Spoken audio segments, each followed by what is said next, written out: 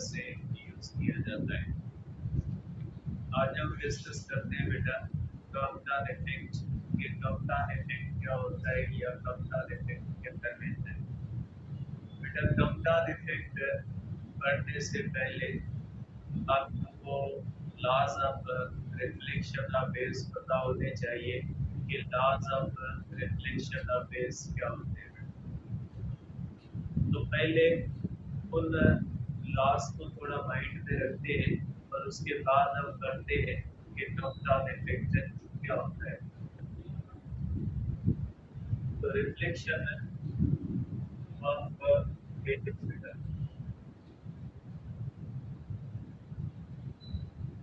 Reflection of wave.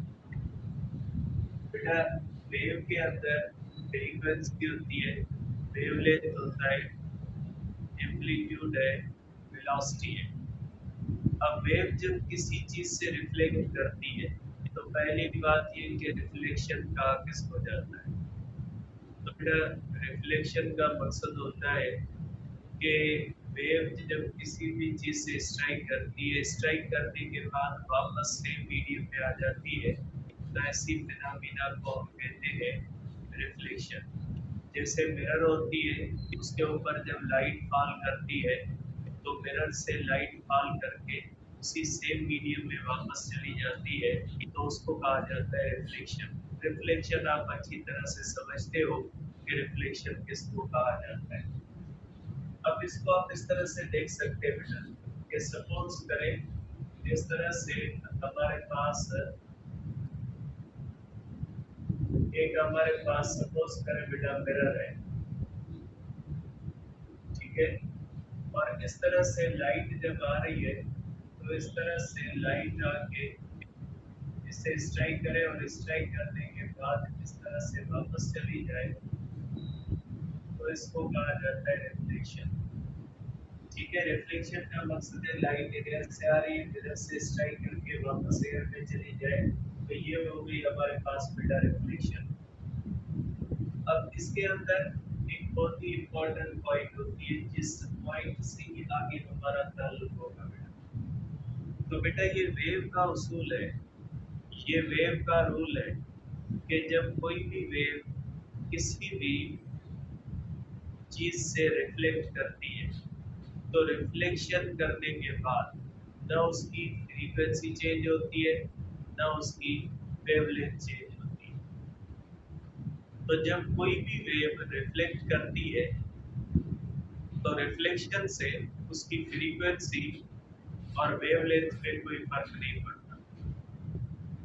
बेटा अगर मेरा साउंड है, मेरी फ्रीक्वेंसी और वेवलेंथ कोई भी है, मेरा साउंड जब किसी भी चीज से रिफ्लेक्ट करेगा तो जितनी फ्रीक्वेंसी और वेवलेंथ पहले होगी उतनी फ्रीक्वेंसी और वेवलेंथ बाद में होगी। फ्रीक्वेंसी और वेवलेंथ में कोई फर्क नहीं पड़ता जब कोई भी वेव रिफ्लेक्ट करती है। तो आप कहोगे कि frequency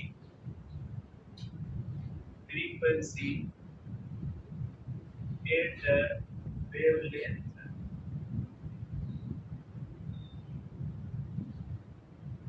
of wave, frequency and wavelength of wave does not changes with reflection।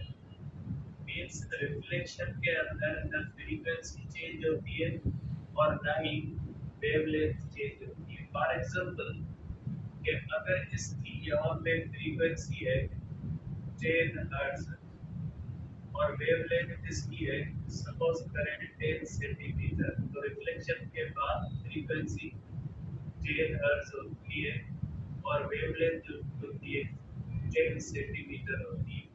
तो बेटे ये वेव का असूल होता है कि जब कोई भी वेव रिफ्लेक्ट करती है तो उसका फेज चेंज हो सकता है, नहीं भी हो सकता, हो भी सकता है। फेज एक अलग चीज है। तो आप कह सकते हैं कि रिफ्लेक्शन के अंदर फेज चेंज हो सकता है, नहीं भी हो सकता, लेकिन फ्रीक्वेंसी और वेवलेंथ दोनों ऐसी चीजें हैं जो रिफ्लेक्शन के अंदर चेंज नहीं होती। तो ये बात ध्यान में रखिएगा। अब आ जाते हैं कप्तान इफेक्ट।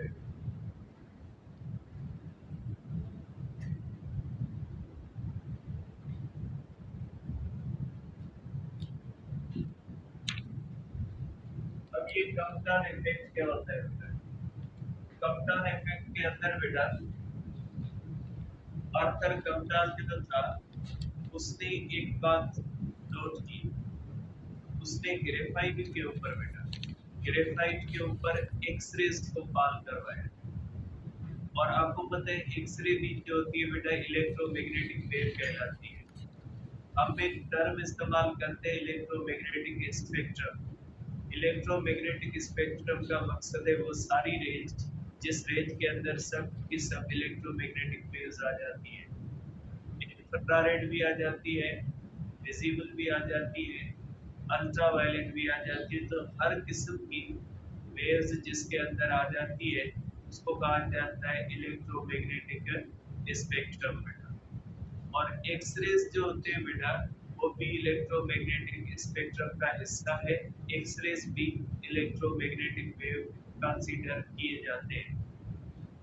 तो बेटा कप्तान ने ग्रेफाइट के ऊपर ग्रेफाइट के ऊपर एक्सरेज को पाल करवाया और उसने ग्रेफाइट के लूजली बाउंडेड इलेक्ट्रॉन्स के ऊपर एक्सरेज पाल करवाए और एक्सरेज को रिफ्लेक्ट करवाया उसने। और रिफ्लेक्ट करने के बाद उसने एक अजीब फिनोमेना नोट की जिसको हम कहते हैं कप्तान इफेक्ट। अब इसने क्या नोट किया? बेटा आर्थर कप्तान ने ये बात नोट की कि ग्रेफाइट के लूजली बाउंडेड इलेक्ट्रॉन्स के ऊपर जब आप एक्सरेज को पाल करवाते हो तो एक्सरे जब उस इलेक्ट्रॉन से स्ट्राइक करने के बाद रिफ्लेक्ट करता है तो रिफ्लेक्शन के बाद उसकी फ्रीक्वेंसी और वेवलेंथ दोनों चेंज हो जाती है।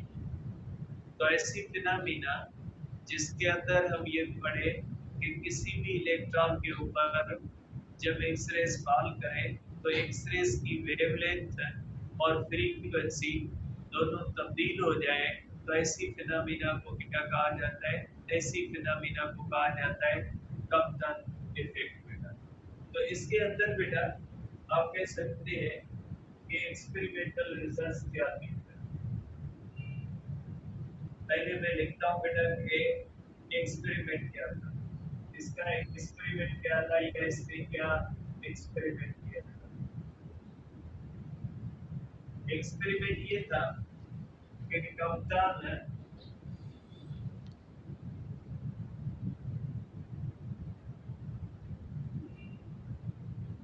bombarded loosely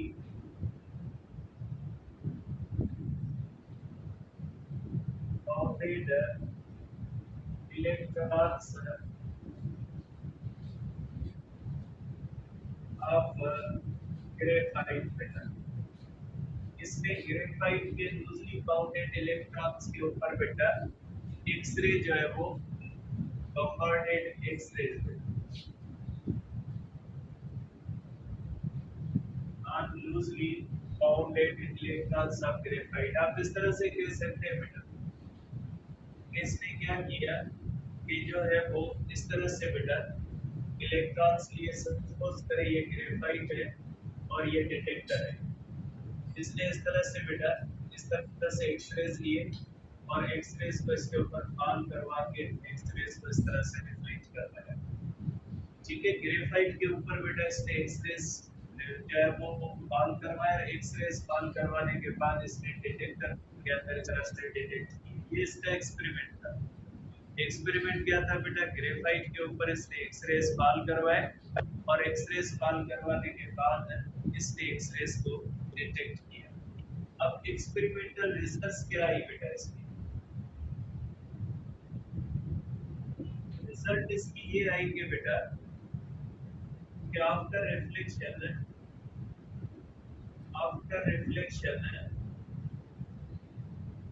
of X-rays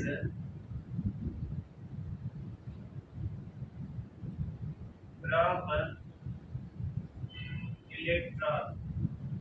electron से रिफ्लेक्ट करने के बाद after reflection of X-rays from electron, Compton noticed Compton noticed that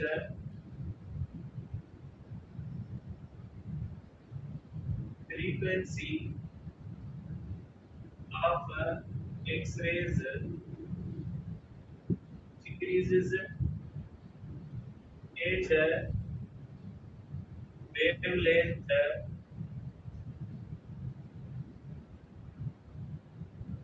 increases after reflection.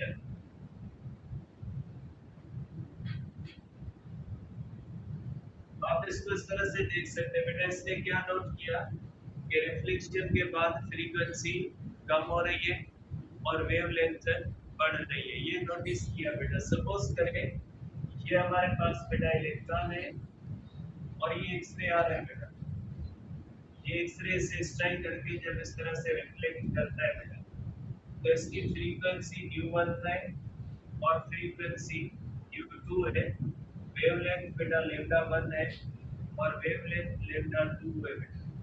तो इसने नोटिस किया कि फ्रीक्वेंसी बेटा ग्रेटर है 2 से या second frequency less than first frequency हो जाती है और वेवलेंथ बेटा लैम्डा 1 लेस देन लैम्डा 2 है या लैम्डा 2 ग्रेटर बन जाती है लैम्डा 1 से। बेटा इसके अंदर ये याद रखिएगा, नो चेंज इन वेलोसिटी। बेटा वेलोसिटी के ऊपर कोई फर्क नहीं पड़ता क्योंकि मीडियम सेम है, फर्क सिर्फ किस पे पड़ता है बेटा, फ्रीक्वेंसी और वेवलेंथ पे। तो बेटा इसने नोट किया कि जब ये इस तरह से एक्सरे का फोटॉन इलेक्ट्रॉन से रिफ्लेक्ट करता है, तो रिफ्लेक्ट करने के बाद उसकी फ्रीक्वेंसी और वेवलेंथ जो है ये दोनों क्या हो रही है, ये चेंज हो रही है।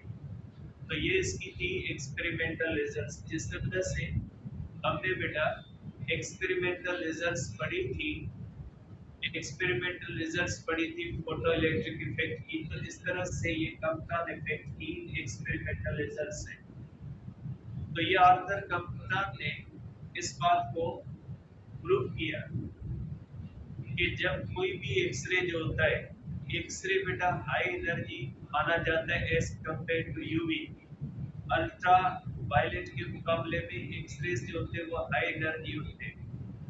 तो इसने ये नोट किया कि ये जो हाई एनर्जी एक्सरेज जो होते हैं, जब इस तरह से किसी भी इलेक्ट्रॉन से रिफ्लेक्ट करते हैं, तो रिफ्लेक्शन के बाद इनकी फ्रीक्वेंसी जो होती है वो कम हो जाती है और वेवलेंथ बढ़ जाती है। ठीक है, ये इसने रिजल्ट नोट की बेटा। अब इस रिजल्ट की इंपॉर्टेंस क्या है, इसके अंदर ऐसी क्या खास बात है, भले फ्रीक्वेंसी चेंज हो जाए वेवलेंथ चेंज हो जाए, इसके अंदर खास बात अभी आपको पता लग गई होगी कि इसके अंदर खास बात क्या है। इसके अंदर खास बात ये है कि उस वक्त लाइट को वेव माना जाता था, और अगर हम लाइट को वेव मानते हैं तो वेव का रूल होता है कि जब कोई भी वेव इस तरह से रिफ्लेक्ट करती है तो ना उसकी फ्रीक्वेंसी चेंज हो सकती है और ना ही उसकी वेवलेंथ चेंज होती है विद रिफ्लेक्शन। ठीक है, क्योंकि जब लाइट भी रिफ्लेक्ट करती है तो उसकी भी फ्रीक्वेंसी और वेवलेंथ चेंज नहीं होनी चाहिए अगर वो वेव है।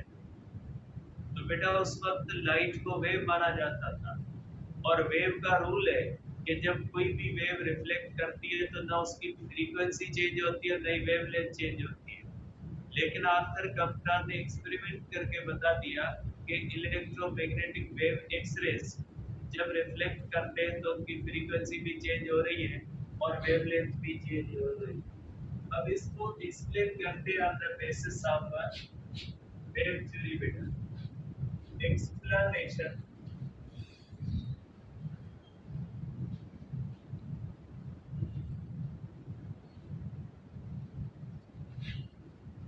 on the basis of wave theory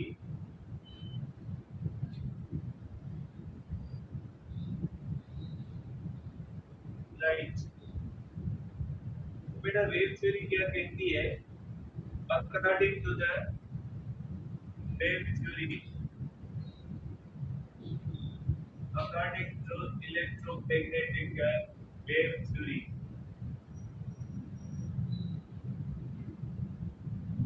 X-rays are electromagnetic wave. Therefore,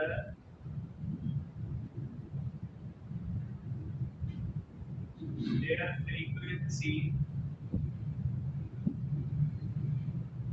and wavelength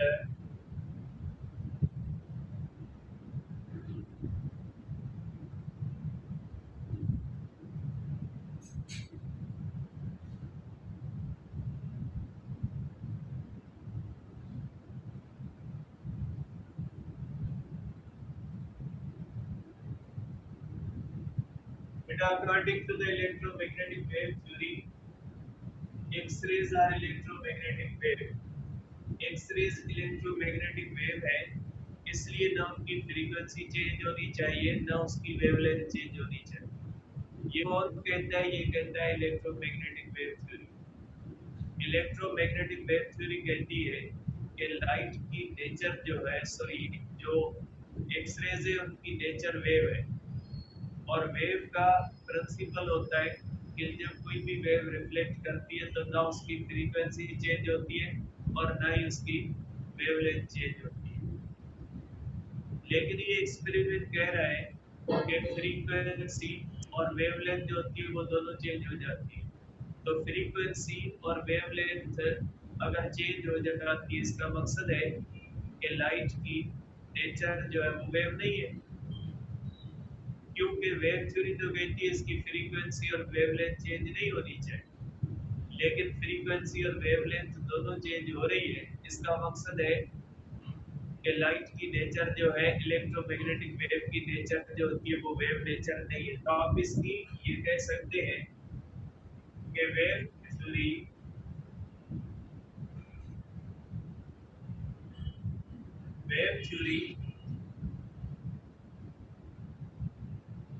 failed to explain Compton effect better.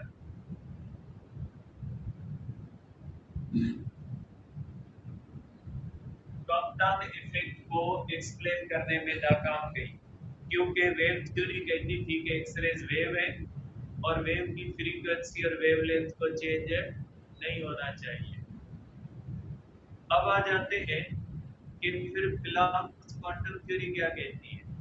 क्या प्लैंक्स क्वांटम थ्योरी के मुताबिक ऐसा हो सकता है या नहीं हो सकता? अब हम पढ़ते हैं इसकी explanation on the basis of quantum theory में। explanation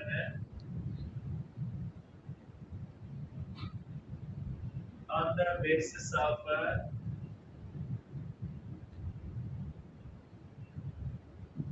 quantum theory।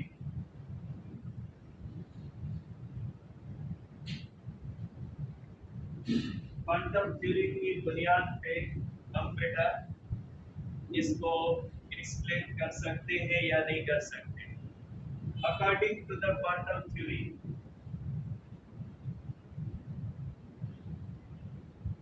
According to quantum theory बेटा,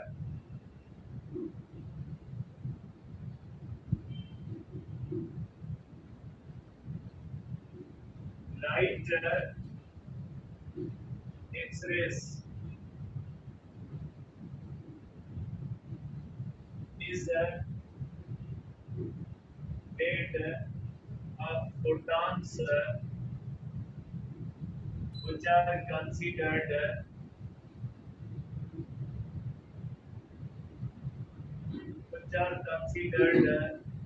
particles बेटा। बेटा क्वांटम थ्योरी कहती है कि लाइट एक्सरेज भी बेटा लाइट के अंदर आ जाते हैं। ये किसकी बनी हुई है बेटा? ये बनी हुई है फोटॉन्स की, जिन फोटॉन्स को हम क्या मानते हैं? पार्टिकल है। इसलिए क्वांटम थ्योरी कहती है कि जब एक्सरेज फॉल करते हैं इलेक्ट्रॉन के ऊपर, तो आप वेव थ्योरी के मुताबिक इसको कंसीडर करते हो collision between wave and particle, क्योंकि according to the wave theory X-rays wave है और इलेक्ट्रॉन पार्टिकल है। तो वेव थ्योरी कहती है कि ये कोलिजन है बिटवीन वेव एंड पार्टिकल, लेकिन क्वांटम थ्योरी कहती है ये कोलिजन है बिटवीन पार्टिकल एंड पार्टिकल, क्योंकि according to the quantum theory जो एक्सरेज है वो भी फोटॉन के बने हुए फोटॉन पार्टिकल है। ठीक है, तो according to the wave theory ये कोलिजन है between wave and particle. Wave theory के मुताबिक ये मैं यहाँ पे लिख देता हूँ, ये पॉइंट मैंने वहाँ यहाँ पे लिख ही लिख देता हूँ। According to the wave theory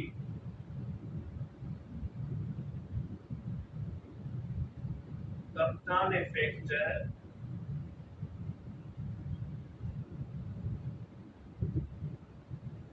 is a collision या interaction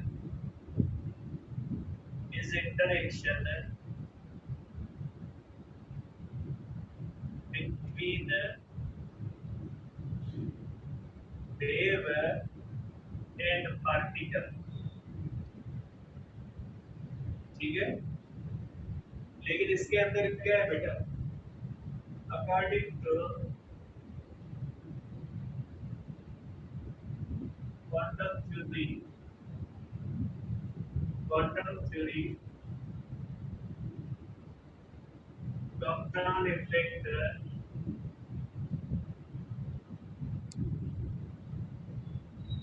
is interaction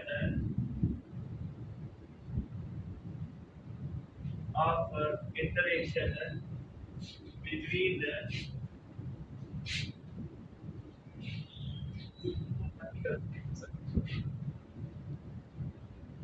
electron and photon।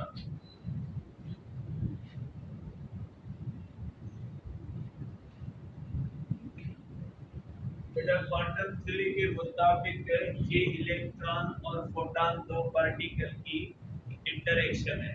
आप कह सकते हैं this can be regarded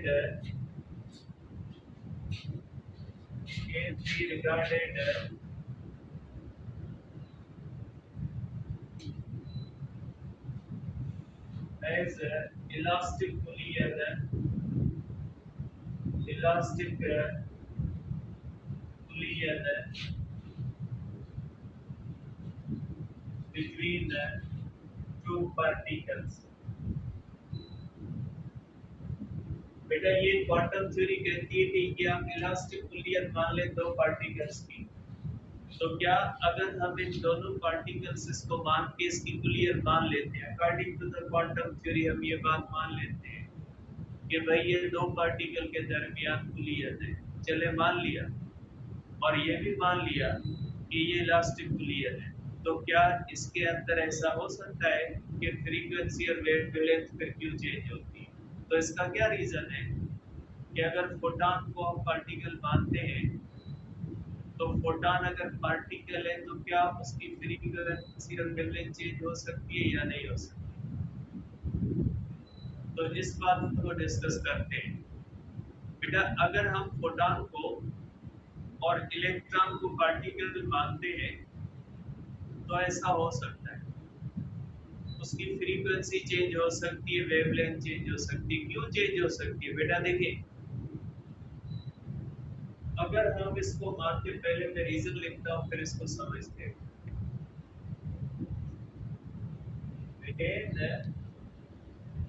photon collides with electron, it transfers part of energy to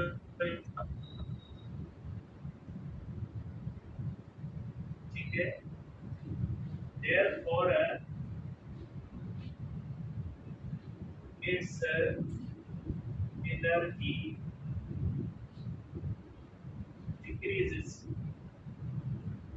energy क्या होती है, डिक्रीज होती है।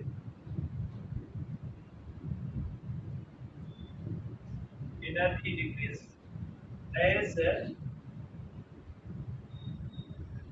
quantum theory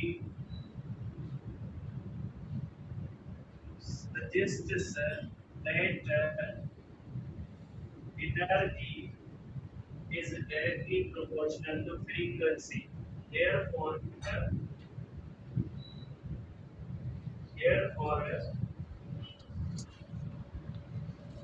due to decrease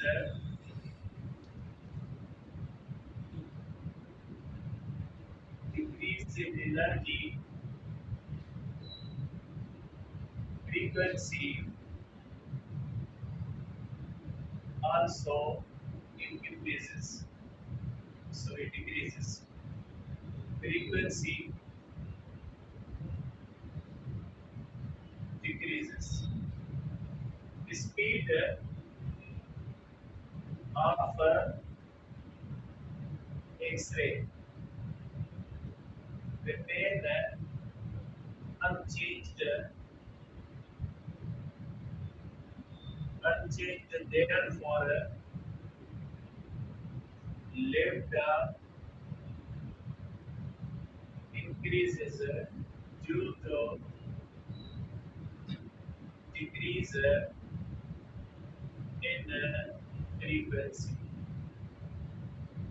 ठीक है बेटा, क्यों इसका प्रूफ ये बेटा, v is equal to f lambda, यहाँ पे स्पीड होती है बेटा u lambda।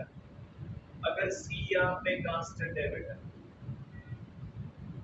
c बेटा कांस्टेंट है तो frequency inversely proportional lambda, frequency decrease होगी तो वेवलेंथ क्या हो जाएगी बेटा, इंक्रीज होगी।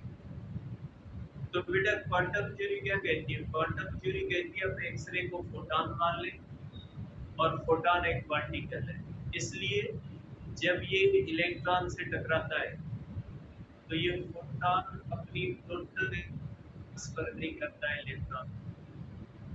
जैसे अल्ट्रा वायलेट लाइट जो फोटो इलेक्ट्रिक इफेक्ट में पड़ा है बेटा, फोटो इलेक्ट्रिक इफेक्ट में हमने पढ़ा है कि इलेक्ट्रॉन या एक पूरे फोटॉन को एब्जॉर्ब करेगा या उसको बिल्कुल एब्जॉर्ब नहीं करेगा।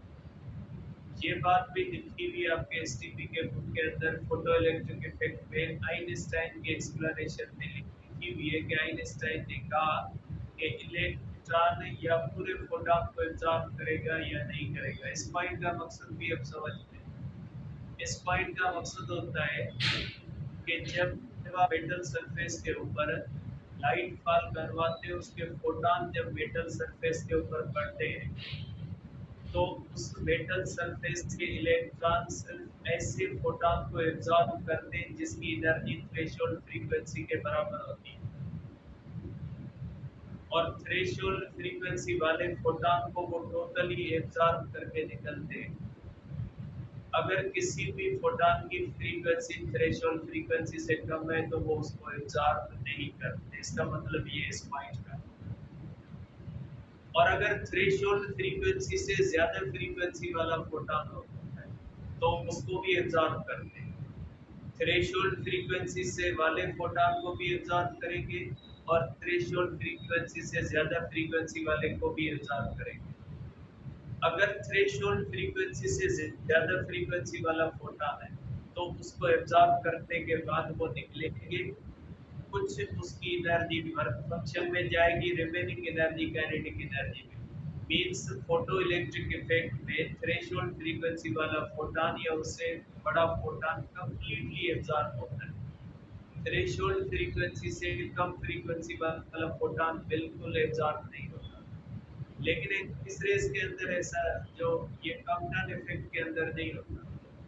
कम्पटन इफेक्ट हमें बताता है कि ultra violet light, photo electric effect बताता है अल्ट्रा वायलेट लाइट का फोटॉन या टोटल एब्जॉर्ब होगा या बिल्कुल एब्जॉर्ब नहीं होगा। लेकिन कम्पटन इफेक्ट कहता है कि एक्सरे का फोटॉन टोटल एब्जॉर्ब नहीं होता, वो पार्टिकल की तरह थोड़ी एनर्जी इलेक्ट्रॉन को देते रहा, रिमेनिंग एनर्जी को लेके जा सकता है। जैसे आपने चैप्टर 3 के अंदर इलास्टिक मीडियम पढ़ी है, एक बाल खड़ा है, दूसरा बाल तो उससे टकराता है, तो जो दूसरा बाल आ रहा है वो अपनी सब एनर्जी पहले वाले बाल को देता है, खुद भी आगे चला जाता है। जैसे आपने देखा है कि अगर इस तरह से बेटा सपोज करें, इस तरह से एक बाल है, इसकी काइनेटिक एनर्जी 0 है, मींस ये बाल रेस में, ये बाल यहाँ से आ रहा है और इसकी काइनेटिक एनर्जी है 20 जूल।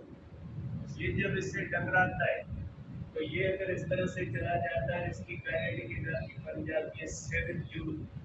इसका मकसद है ये रिफ्लेक्ट करने के बाद इसकी काइनेटिक एनर्जी 30 जूल होगी। तो पार्टिकल ऐसा करता है बेटा कि ये बाल जब इससे टकराता है तो अपनी टोटल एनर्जी भी दे सकता है और सब पार्ट ऑफ एनर्जी भी दे सकता है। तो आप इसको इस सेंस में देखिए। तो क्वांटम थ्योरी ने क्या कहा बेटा, क्वांटम थ्योरी ने कहा कि जब ये एक्सरे का फोटॉन इलेक्ट्रॉन से टकराता है, तो इलेक्ट्रॉन से जब वो टकराता है तो अपनी थोड़ी एनर्जी किसको देता है, इलेक्ट्रॉन को देता है। नतीजा ये निकलता है कि ये अपनी एनर्जी जो होती है जब ये इलेक्ट्रॉन को देता है तो इसकी अपनी एनर्जी कम हो जाती है। और कलाम्स क्वांटम थ्योरी कहती है कि अगर इसकी एनर्जी कम हो जाएगी तो इसकी फ्रीक्वेंसी कम हो जाएगी। तो कम्पटन इफेक्ट भी हमें बताता है कि लाइट को अगर हम पार्टिकल मानेंगे तो कम्पटन इफेक्ट की रिजल्ट्स को आप एक्सप्लेन कर सकते हैं कि कम्पटन इफेक्ट कहता है कि रिफ्लेक्शन के बाद फ्रीक्वेंसी कम हो जाती है, वेवलेंथ बढ़ जाती है। तो क्वांटम थ्योरी कहती है कि ये ऐसा इसलिए होता है क्योंकि एक्सरे के अंदर एक्सरे वेव नहीं है, एक्सरे के अंदर फोटॉन होते हैं और फोटॉन पार्टिकल होता है। जब ये एक्सरे का फोटॉन इलेक्ट्रॉन के साथ कोलाइड करता है तो एक्सरे का photon some part of energy transfer करता है इलेक्ट्रॉन को। नतीजा ये निकलता है कि एक्सरे की अपनी एनर्जी कम हो जाती है और क्वांटम थ्योरी के मुताबिक जब उसकी एनर्जी कम हो जाएगी तो फ्रीक्वेंसी भी कम हो जाएगी। और इसकी स्पीड कांस्टेंट है, अगर स्पीड कांस्टेंट है फ्रीक्वेंसी कम होगी तो वेवलेंथ बढ़ जाएगी, क्योंकि ये फार्मूला कहता है अगर स्पीड कांस्टेंट होगी तो फ्रीक्वेंसी और वेवलेंथ का आपस में क्या ताल्लुक होता है, इनवर्स ताल्लुक होता है। इसलिए होता ये है कि लाइट वेव नहीं है, क्योंकि लाइट वेव होती तो उसकी फ्रीक्वेंसी और वेवलेंथ चेंज नहीं होती। कलाम्स क्वांटम थ्योरी कहती है लाइट पार्टिकल है, इसलिए जब इलेक्ट्रॉन और एक्सरे फोटॉन आपस में कोलाइड होते हैं तो आप इसको टू पार्टिकल कुलियन माने। टू पार्टिकल कुलियन में एक पार्टिकल सम एनर्जी दूसरे पार्टिकल को ट्रांसफर करता है। बिल्कुल इसी तरह से जब एक्सरे फोटॉन इलेक्ट्रॉन से स्ट्राइक करता है तो एक्सरे फोटॉन सब पार्ट ऑफ एनर्जी ट्रांसफर कर देता है इलेक्ट्रॉन को, जिसका नतीजा ये निकलता है कि उसकी अपनी एनर्जी कम हो जाती है और उसकी अपनी एनर्जी कम होने से प्लॉन्क्स क्वांटम थ्योरी कहती है कि उसकी फ्रीक्वेंसी कम हो जाती है। फ्रीक्वेंसी अगर कम हो जाती है और स्पीड अगर कांस्टेंट रहती है तो वेवलेंथ क्या हो जाती है, बढ़ जाती है। तो मीन्स ये एक्सपेरिमेंट क्लियरली इस बात को डिमॉन्स्ट्रेट कर रहे हैं कि लाइट की जो नेचर है वो पार्टिकल नेचर है, लाइट की नेचर वेव नेचर नहीं है। तो आप इसको इस तरह से कह सकते हैं। तो आप कह सकते हैं कि फिलाम्स quantum theory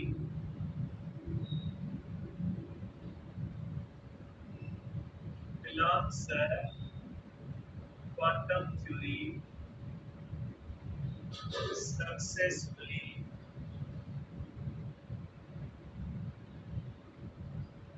explained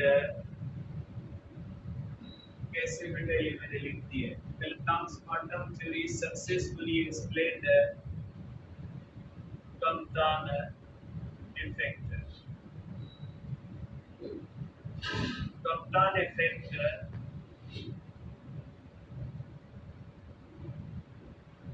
supported particle nature of light।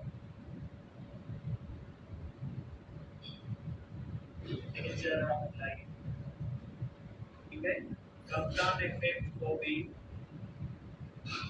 आप कह सकते हैं कि Compton effect में पार्टिकल नेचर ऑफ लाइट को सपोर्ट किया। इसका मतलब है कि कप्तान इफेक्ट कहता है कि लाइट की नेचर पार्टिकल है, लाइट की नेचर वेव नहीं है। क्योंकि कप्तान इफेक्ट कहता है कि अगर लाइट की नेचर वेव होती तो रिफ्लेक्शन के बाद न उसकी फ्रीक्वेंसी चेंज होती न वेवलेंथ चेंज होती, लेकिन क्वांटम थ्योरी कहती है कि एक्चुअली ये वेव नहीं है, ये पार्टिकल की पार्टिकल से कोलिजन है, इसलिए इसके अंदर एनर्जी की पार्शियल ट्रांसफर होती है और पार्शियल ट्रांसफर की वजह से फ्रीक्वेंसी कम हो जाती है और वेवलेंथ बढ़ जाती है। आप कहोगे कि X-ray photon, X-ray photon transfers part of energy तो इलेक्ट्रॉन पे मीन्स बेटा सिर्फ फोटो इलेक्ट्रिक इफेक्ट की तरह फोटॉन टोटल एनर्जी इलेक्ट्रॉन को ट्रांसफर नहीं करता। ये अल्ट्रावायलेट का जो फोटॉन होता है ये टोटल एनर्जी ट्रांसफर करेगा या बिल्कुल नहीं करेगा। लेकिन अगर हम एक्सरे को देखते हैं तो एक्सरे हाई एनर्जेटिक होते हैं और हाई एनर्जेटिक जो फोटॉन होते हैं ये अपना पार्ट ऑफ एनर्जी भी ट्रांसफर कर सकते हैं।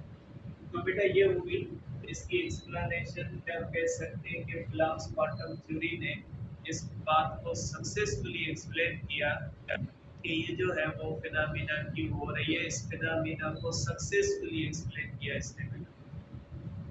अब हम इसकी मैथमेटिक्स को ड्राइव करते हैं कि जो चेंज इन वेवलेंथ आती है इसके अंदर या चेंज इन फ्रीक्वेंसी आती है उसकी कैलकुलेशन क्या हम कर सकते हैं प्लैंक्स क्वांटम थ्योरी की बुनियाद पे या नहीं कर सकते। क्या हम ऐसा फार्मूला प्लैंक्स क्वांटम थ्योरी की बुनियाद पे बना सकते हैं या नहीं बना सकते, क्योंकि थ्योरेटिकली तो प्लैंक्स क्वांटम थ्योरी ने हमें अच्छा रीजन दिया कि अगर आप दो पार्टिकल्स कंसीडर करो तो इस तरह से हो सकता है। तो क्या प्लैंक्स क्वांटम थ्योरी को इस्तेमाल करके हम वेवलेंथ के अंदर जो चेंज आती है क्या हम उसको भी कैलकुलेट कर सकते हैं, या फ्रीक्वेंसी के अंदर जो चेंज आती है क्या हम उसको भी कैलकुलेट कर सकते हैं या नहीं कर सकते। तो अब हम करते हैं कैलकुलेशन इसकी बेटा, ठीक है। Calculation calculation of change in wavelength and change in frequency of X-ray photon on the basis of particle nature। Particle nature की बुनियाद पे बेटा, पार्टिकल नेचर क्या कहती है बेटा, पार्टिकल नेचर कहती है collision between X-ray photon and electron is elastic collision। Elastic collision, therefore total energy, therefore total energy and momentum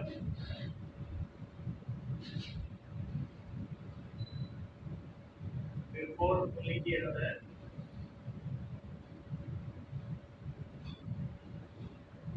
is equal to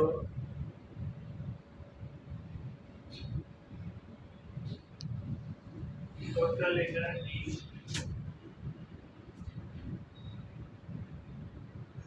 and momentum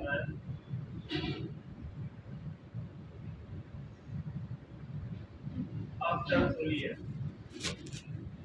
ठीक है बेटा, तो ये थ्योरी कहती है कि बेटा अगर इनको पार्टिकल बुलियन मानते हैं तो टोटल एनर्जी और बेटा momentum before collision is equal to the total energy and momentum after collision बेटा।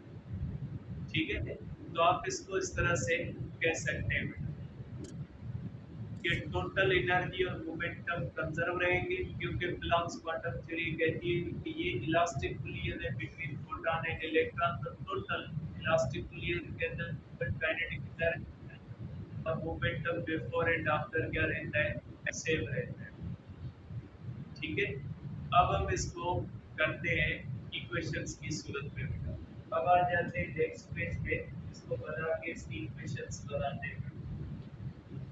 अब सपोज करें बेटा कि ये हमारे पास इस तरह से बेटा एक्स एक्सिस और वाई एक्सिस है।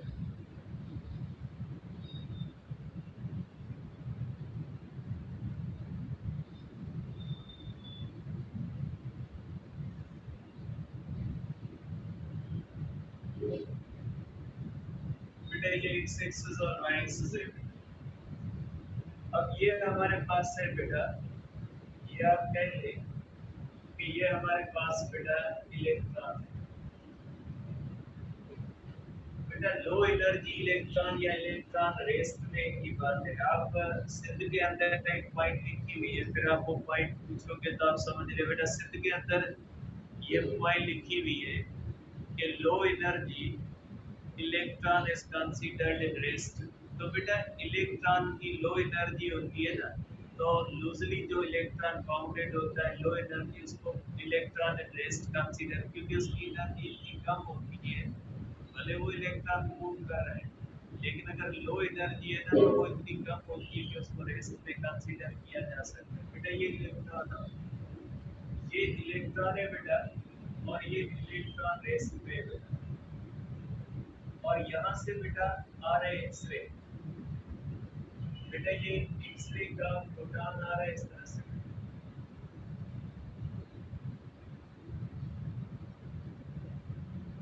ये एक्सरे आता है बेटा, ये एक्सरे यहाँ से इस तरह करके ये इस तरह से बेटा सकते हैं, ये इस तरह से ये एक्सरे। ठीक है, ये हमारे पास हो गया बेटा एक्सरे। ठीक है, अब ये एक्सरे इस इलेक्ट्रॉन को बेटा, ये जो है वो आप इसको कंसीडर करते हैं कि ये जो होता है बेटा इलेक्ट्रॉन एट रेस्ट है बेटा। आप इसको कह लें कि इलेक्ट्रॉन इन रेस्ट बेटा, ये इलेक्ट्रॉन रेस्ट में है बेटा। ठीक है, अब ये जो बेटा एक्सरे आ रहा है, इस एक्सरे की इनिशियल एनर्जी जो होती है बेटा, इस एक्सरे की इनिशियल एनर्जी होती है बेटा Hν1। इलेक्ट्रॉन की इनिशियल एनर्जी है बेटा Hν1, और इसकी बेटा फ्रीक्वेंसी है u1 और इसकी वेवलेंथ है λ1। आपको पता है बेटा कि एक्सरे फोटॉन का बना हुआ है, और फोटॉन को भी मोमेंटम होता है।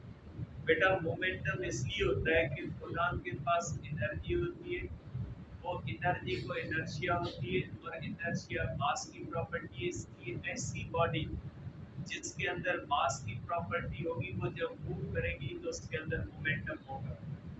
तो फोटॉन के अंदर होता है बेटा मोमेंटम। फोटॉन का मोमेंटम कितना होता है बेटा, फोटॉन का मोमेंटम होता है pc। पहली इक्वेशन जबकि ई होती है बेटा Hν1, तो आप करोगे pc is equal to Hν1, तो मोमेंटम होगा इसका Hν1 अपॉन c बेटा। तो ये होता है बेटा इनिशियल मोमेंटम इसका फोटॉन का। ठीक है, अब मैं इसको यहाँ पे लिख लेता हूँ। इनिशियल एनर्जी ऑफ फोटॉन बेटा, initial energy of photon is equal to बेटा Hν1 initial energy of electron बेटा। बेटा आपको पता है के according to the Einstein mass energy के बराबर होता है। तो इसकी एनर्जी हो जाएगी बेटा ई नॉट, ये हो जाएगी एम नॉट सी स्क्वायर, क्योंकि इलेक्ट्रॉन को मास है बेटा, जब वो रेस्ट में होता है तो उसका रेस्ट मास होता है, मास इक्वल होता है एनर्जी के। ठीक है। और इनिशियल बेटा, initial momentum of proton is only along x axis beta, only beta photon move कर रहे हैं along x axis। इसको मैं फोटॉन की सूरत में भी बना लेता हूँ बेटा। क्या आप ये समझे कि ये एक्स रे का फोटॉन है और ये एक्स रे का फोटॉन इस तरह से मूव कर रहा है, मैं इसको फोटॉन की सूरत में भी बेटा इस तरह से मींस इसका इनिशियल मोमेंटम जो होता है बेटा फोटॉन का किस तरफ होता है, initial momentum of the photon is only along x axis, और ये मोमेंटम जो होता है ये किसके बराबर होता है बेटा, hq1 अपॉन c होता है। इसका इनिशियल मोमेंटम जो होता है बेटा hq1 अपॉन c होता है। अब ये कुलियत होती है बेटा, कुलियत के बाद ये इलेक्ट्रॉन इस तरह से रिफ्लेक्ट करता है बेटा, ये इलेक्ट्रॉन इस तरह से बेटा रिफ्लेक्ट करेगा, इस तरह से चला जाएगा, ये इलेक्ट्रॉन का पाथ होता है बेटा, और ये इलेक्ट्रॉन चला जाता है एंगल फाई पे बेटा, इस तरह से मीन्स जब ये बेटा, जब ये इस तरह से फोटॉन इसके कोलाइड करेगा तो ये दो पार्टिकल की कुलियत है, मीन्स एक बार इस तरफ चला गया, एक बार इस तरफ चला गया, ये आ जाएगा बेटा इस तरह से। ठीक है। अब बेटा इसका इनिशियल जो था, अब इसका इनिशियल मोमेंटम ले लेंगे बेटा, इनिशियल मोमेंटम ले लेंगे, इनिशियल मोमेंटम ऑफ फोटॉन बेटा, फोटॉन का इनिशियल मोमेंटम 0 है बेटा, initial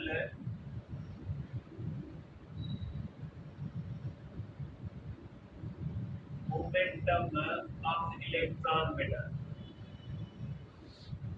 electron is equal to p is equal to 0 because rest है बेटा, इलेक्ट्रॉन रेस्ट में है इसलिए इसका इनिशियल मोमेंटम बेटा, इलेक्ट्रॉन का इनिशियल मोमेंटम बेटा 0 हो जाएगा, इसको कर ले initial.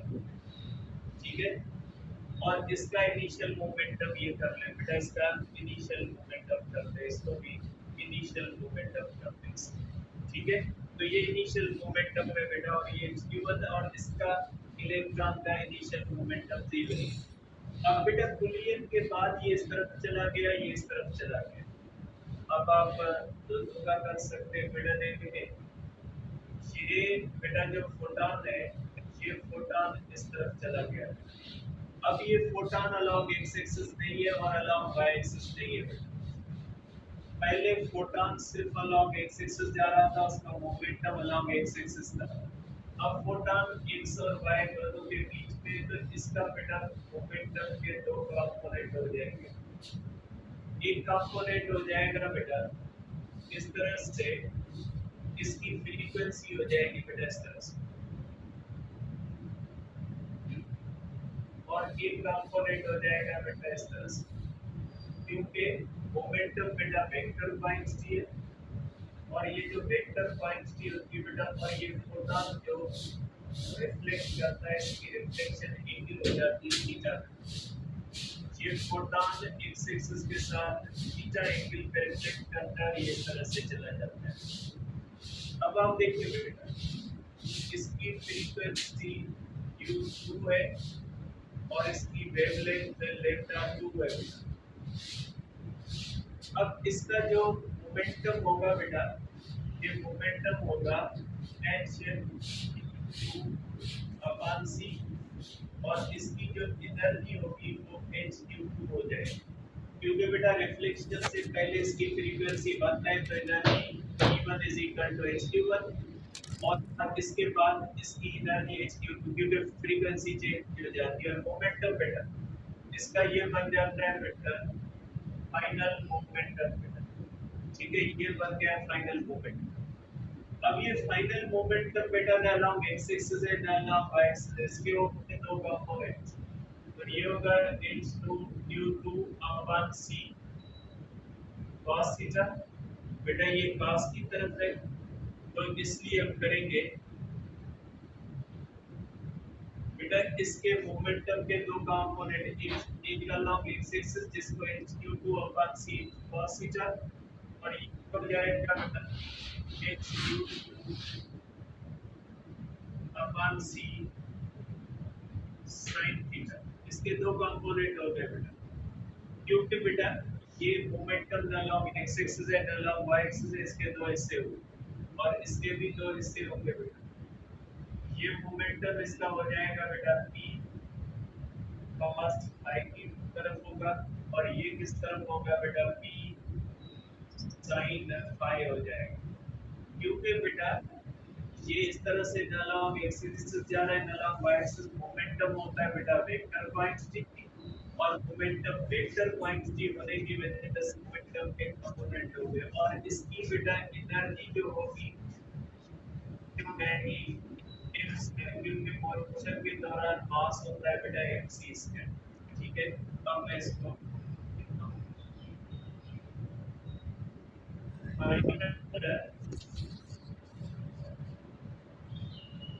Moment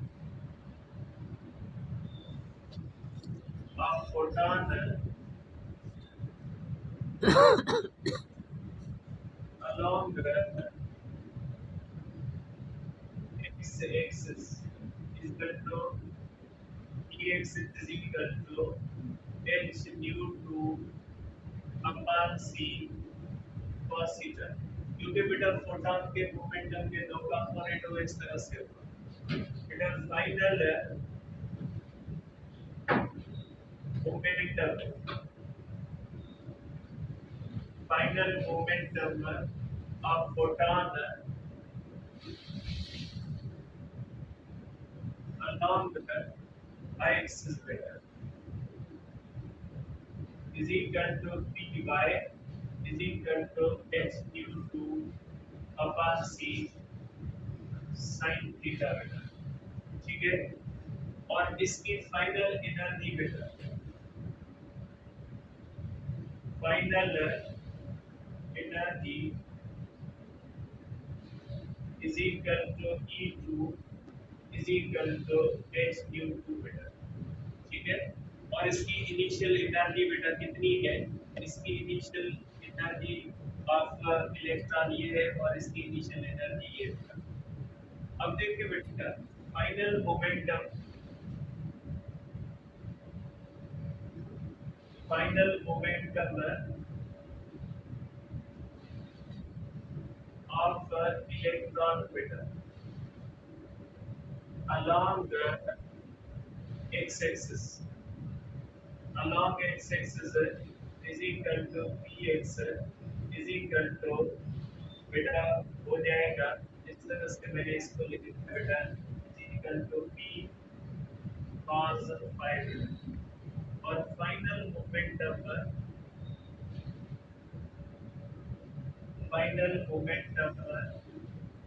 of electron along y-axis बेटा is equal to py is equal to p sin phi बेटा। ये आगे सब डेटा मैंने अलग लिख दी बेटा। देखें इनिशियल मोमेंटम इलेक्ट्रॉन का जीरो क्योंकि रेस में इनिशियल मोमेंटम एक्स-रे फोटॉन का along x एक्सिस, जबकि तुल्यन के बाद इलेक्ट्रॉन भी x और y के दरमियान होता है, इसलिए बेटा मोमेंटम वेक्टर होता है। इसके मोमेंटम के भी दो कंपोनेंट हुए और फोटॉन के मोमेंटम के भी दो कंपोनेंट हुए बेटा। ठीक है, मैंने सब लिख दिया।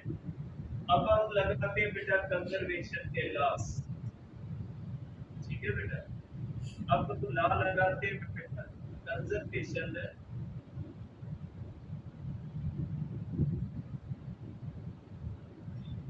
Conservation of energy. अब बेटा हम करते हैं कंजर्वेशन ऑफ एनर्जी। बेटा एनर्जी की कंजर्वेशन, क्योंकि इलास्टिक कुलियन है, energy before collision is equal to the energy after collision. बेटा बिफोर कुलियन एनर्जी इलेक्ट्रॉन के पास भी है और प्रोटॉन के पास भी है। इलेक्ट्रॉन के पास एनर्जी है m डॉट c स्क्वायर, मैंने उस पेज पे लिख दिया, देख लीजिए। और प्रोटॉन की एनर्जी होती है h के ऊपर। तो आप लिखोगे बेटा कंजर्वेशन ऑफ एनर्जी का मकसद होता है बेटा total energy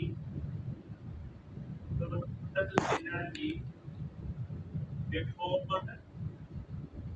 कुलियन is equal to total energy after collision. बेटा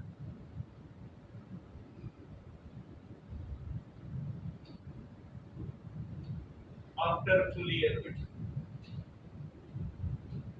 तो आप कह सकते हैं कंजर्वेशन ऑफ एनर्जी का लॉ कहता है total energy before collision is equal to total energy after collision. Total energy बेटा एनर्जी ऑफ द फोटॉन, ठीक है, ये हो जाती है बेटा एनर्जी ऑफ द फोटॉन हो जाएगी h u1 plus energy of the electron बेटा m dot c square is equal to बेटा total energy Hq2 plus mc square, equation आ गई बेटा 1। ठीक है, अब हम करते हैं बेटा conservation of the momentum. Conservation of momentum, conservation of momentum क्या कहती है बेटा? Conservation of momentum along x axis बेटा, क्योंकि मोमेंटम वेक्टर है, ये एक्स एक्सिस की तरफ कंजर्वेशन अलग होगी, वाई एक्सिस की तरफ कंजर्वेशन अलग होगी। एनर्जी तो इसके अंदर है, तो चल बिफोर एंड आफ्टर करेंगे, लेकिन मोमेंटम वेक्टर है, इसकी कंजर्वेशन के लिए बेटा एक्स एक्सिस और वाई एक्सिस दोनों इस्तेमाल करेंगे। तो ये हो जाएगा बेटा along x axis. Along x axis बेटा मोमेंटम जो होता है, आप देख सकते हैं बेटा ये हमारे पास बेटा along x axis initial momentum है बेटा, इसका इनिशियल मोमेंटम जो होता है बेटा, इसका अलोंग एक्स एक्सिस होता है hq1/c, और final momentum along x axis हुआ बेटा, ये किसका है और ये किसका है बेटा, ये है दोनों after clear along x axis, और इसका बेटा ये जो है वो बिफोर क्लियर है।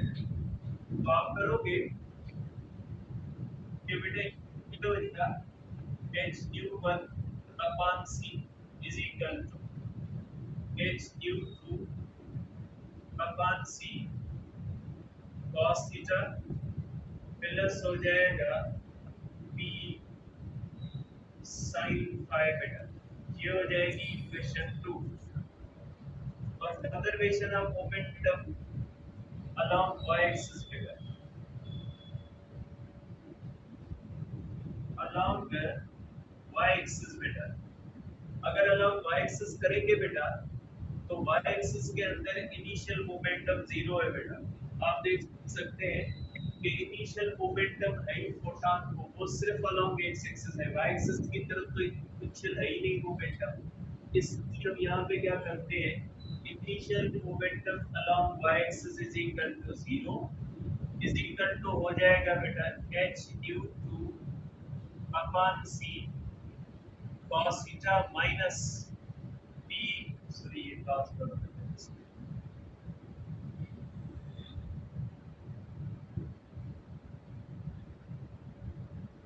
ठीक है, ये हो जाएगा बेटा p sin phi, ये हो जाएगी इक्वेशन 3 बेटा, ये इस तरह से देखिए बेटा, माइनस क्यों लिखा था मैंने बेटा, देखिए ये y एक्सिस की तरफ ऊपर है और ये y एक्सिस की तरफ नीचे है बेटा, जो ऊपर y एक्सिस है पॉजिटिव है, नीचे y एक्सिस नेगेटिव है।